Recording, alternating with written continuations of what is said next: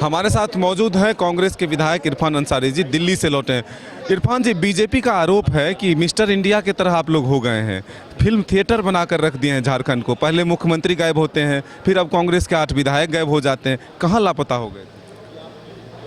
देखिए, हम लोग लापता नहीं, हम लोग पता बता कर गए थे। हम लोग लापता इसलिए हुए थे कि भाजपा हम लोग को हमारी पता ना लगा पाए। कांग्रेस के मजबूत सिपाही हैं और आला कमान का हम लोग जो भी आदेश होगा हम लोग मानने वाले सिपाही हैं। हम लोगों ने अपनी बातों से अवगत करा दिया आला कमान को। हमारे मीर साहब जितनी भी प्रशंसा की जाए उनका कम होगा। वो हम लोग से आके मिले, सोचिए, और एकदम 5 घंटा रहे हमारे साथ। ये कम बड़ी बात नहीं है। लेकिन यहाँ तो मीर साहब थे मौजूद, तो दिल्ली क्यों जाना पड़ गया? जिस दिन कैबिनेट का विस्तार हो रहा था, मीर साहब आप लोगों को समझाए बुझाए, आप लोग यहीं पर क्यों नहीं सुलझा लिए कि दिल्ली जाना पड़ गया? देखिए, 8 विधायक, हमारे 9 विधायकों ने कहा कि विधायक इरफान साहब आप आगे बढ़िए, आप चलिए मेरे साथ। और हम गए, उनको लेके गए, साथ में गए और उनकी भावनाओं से हम लोगों ने अवगत कराया। वो लोग मानने को तैयार नहीं थे कि जो मंत्रिमंडल के द्वारा बनाया गया है उससे हम लोग को काफ़ी लॉस होगा, पार्टी को लॉस होगा। तो ऐसे में लगता है जो निर्णय हुआ है गलत हुआ है, क्यों नहीं आला कमान को हम लोग बता दें।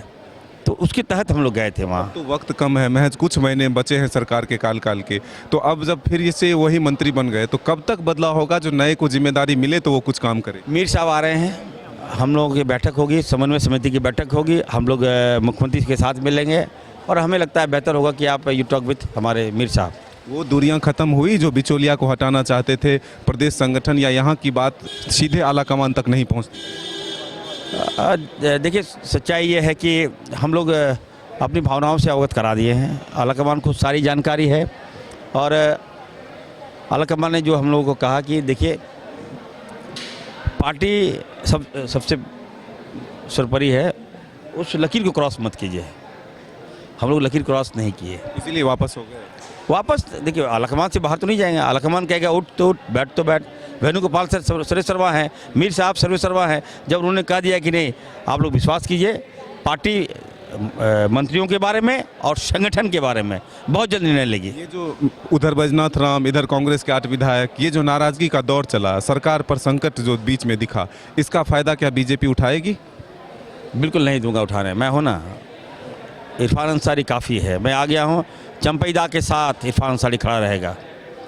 8 विधायक, जो 4 नहीं गए तो छोड़ दीजिए, लेकिन 8 विधायक मजबूती के साथ चंपई सोरेन जी के साथ रहेगा।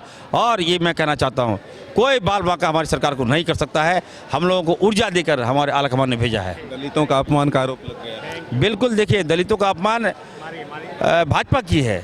और अभी आप सोच सकते हैं, अमर बावरी जी दिल्ली में बयान दे रहे थे। मैं उनसे कहूँगा, अमर बावरी साहब, आप कम से कम याद रखिए, दलित को सम्मान कांग्रेस पार्टी ने दिया है, इरफान अंसारी ने दिया है। दिल्ली में बैठ कर राजनीति करते हो, आपको भाजपा ने केवल यूज करने का काम कर रही है। आप मुकाबला होगा ना सदन में? आप देखिएगा, मुकाबले का एक्सपर्ट खिलाड़ी ऑलराउंडर इरफान अंसारी आ गया है। तो बिल्कुल ये थे कांग्रेस विधायक इरफान अंसारी, जो साफ तौर पर कह रहे हैं कि सरकार की मजबूत कदम जो है वो आगे हम लोग बढ़ाते रहेंगे, सरकार के साथ हैं। 8 विधायक सरकार को और मजबूत करेगी। अपने सहयोगी विकास के साथ मदन सिंह, न्यूज़ 22 को रांची।